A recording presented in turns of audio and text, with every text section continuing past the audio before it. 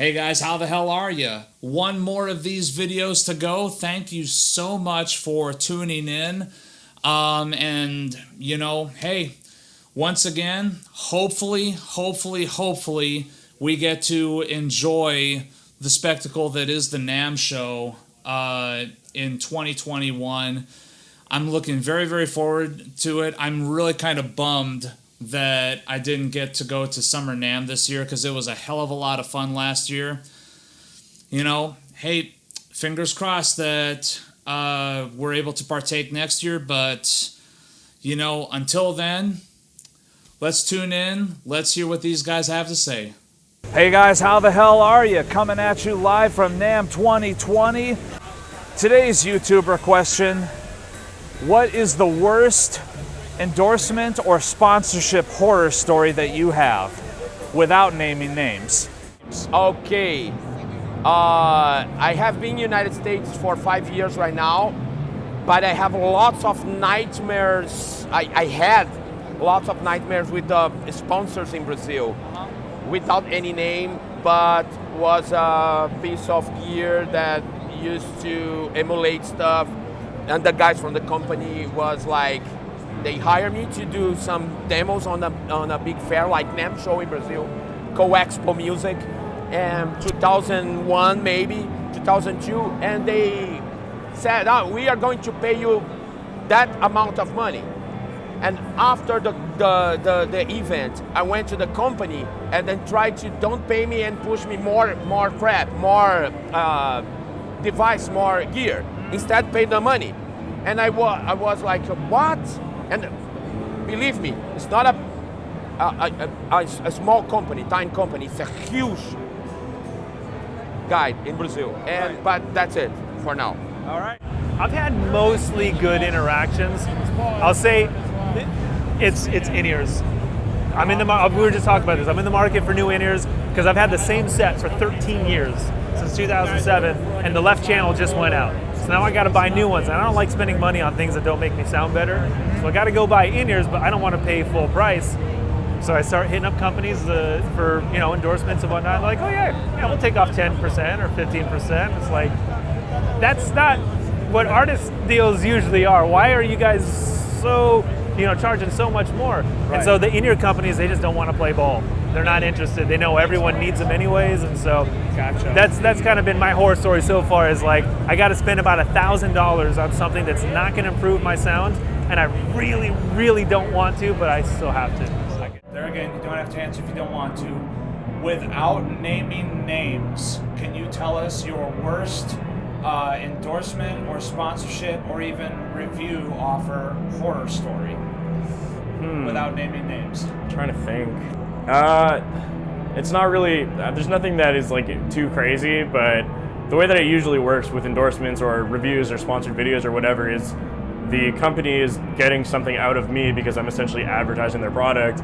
But some companies don't really seem to get that, so they reach out for a review, let's say, and like, can you review our guitar? Also, you have to pay for shipping and handling both ways and duty, and it's like, so you're not gonna pay me for a video and I have to pay? Like, that makes no sense. Like, I'm the one advertising your product, not the other way around. Like, I'm not gonna get more views because it's your thing, so yeah. That it's not too crazy, but it happens sometimes, and at this point in time, I just don't even answer those emails. But especially when it's a smaller channel, like, they kind of count on you not knowing anything or not knowing any better, and they totally will take advantage of you if you don't stand your ground. Yeah. Oh yeah, well I won't say the company, but I remember there was one, it's some wireless system, who kept trying to like get me to do videos for him, and I told him no like 9 times, and but every time they'd email me it was like someone new, and I was like, whatever you do, please just put me on, the do not ask list. I'm not interested in it. And they're like, how much you need to be paid and all this kind of stuff. And I'm like, I don't want to review it. I don't really care how much you're willing to pay me. I don't want to have anything to do with it. And they still email me. Got an email like a couple weeks ago. I'm like, I don't know what to do at this point to get them to understand. I'm like, I don't care about that. Like, they just want to push their product and all that stuff. I'm like, I have no interest in that at all. I get it. Yeah. All right. So I was contacted by this string company, right? They wanted to know if I wanted to check out some of their strings, if I wanted to write up a demo for it. And they thought I still wrote for Gear Gods, because I wrote for Gear Gods about 2 years ago or so. And they were like, yeah, we'll send you some strings. It's just going to be, you know, featured in Gear Gods. And I was like, well, I don't write for them, but I can feature it on my channel. And silence. Never heard from them again after that. Okay. But they keep sending me emails like, oh, meet the CEO at NAMM. You want to do this at NAMM? And it's like, no, you contacted me for strings and then you ghosted. And now all of a sudden you're just on a mailing list. Yes. Fuck that. Without naming names, what is your sponsorship, endorsement, or review offer horror story? Review offer horror story.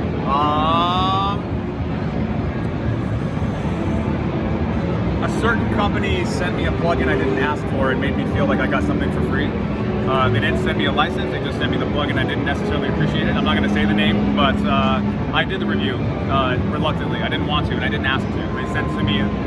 I don't think it's right to send somebody something for free they didn't want, because then you feel like you're taking something and running. I have something now that technically has perceived value, and even though I'm not using it, I still felt dirty just having it and not being able to give it back. I wish they would send me a license that I could say, hey, I'm not going to activate this. Sorry, I don't have time. They didn't give me that option. As far as that, that's it. Everybody else has been really, really cool. People send me guitars that I've not been wanting to do, and they were okay with it, and I sent them back, or they just hit me up and I just declined, and they were very, very nice. So for the most part, everybody's really respectful, but that's the only horror story that I know.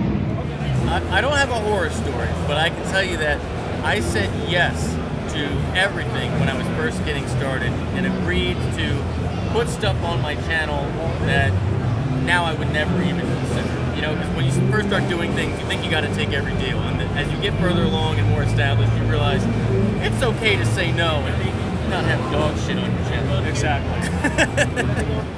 Without naming names, what sponsorship or endorsement horror story is the biggest, most problematic one you can think of? You don't need to answer if you don't have to. No, it's fine. Everyone knows it. I don't need to say anything, really. Everybody knows my one. Link to the video in the description. Yeah.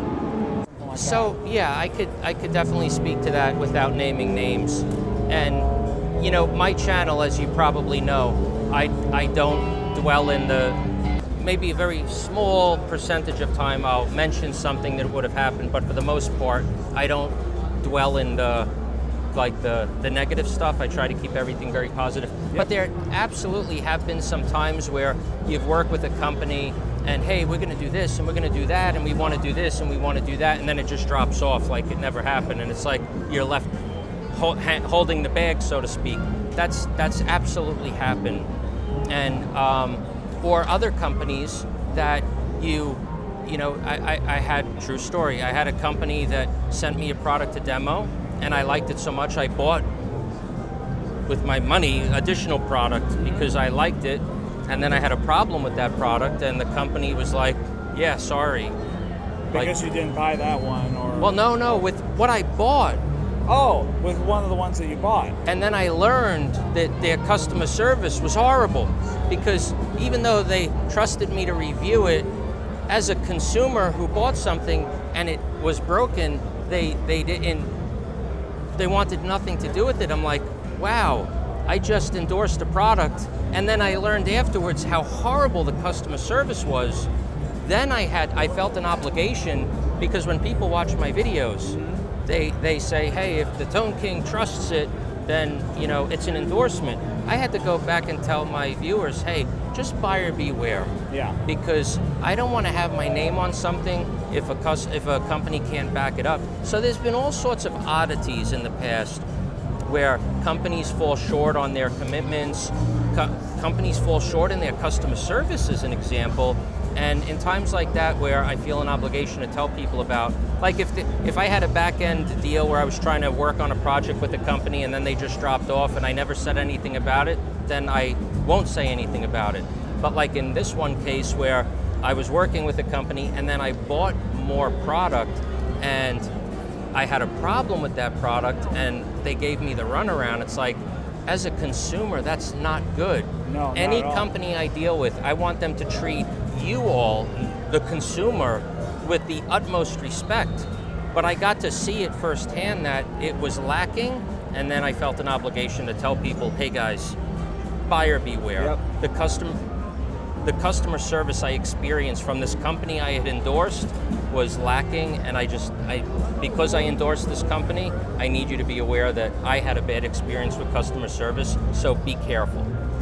So, yeah, that stuff happens, unfortunately, but like in life, things happen. You go to a store, have a bad experience, you buy a car, you have a bad experience, like, well, you come across odd experiences, and you deal with them one by one. And nothing that's ruined my life, but, you know, these little disappointments here and there do occur. Thank you guys so much for tuning in to watch these videos that I put together from the Winter NAMM show. As always, click that like button, click subscribe, and remember, take what you do seriously, but don't take yourself seriously.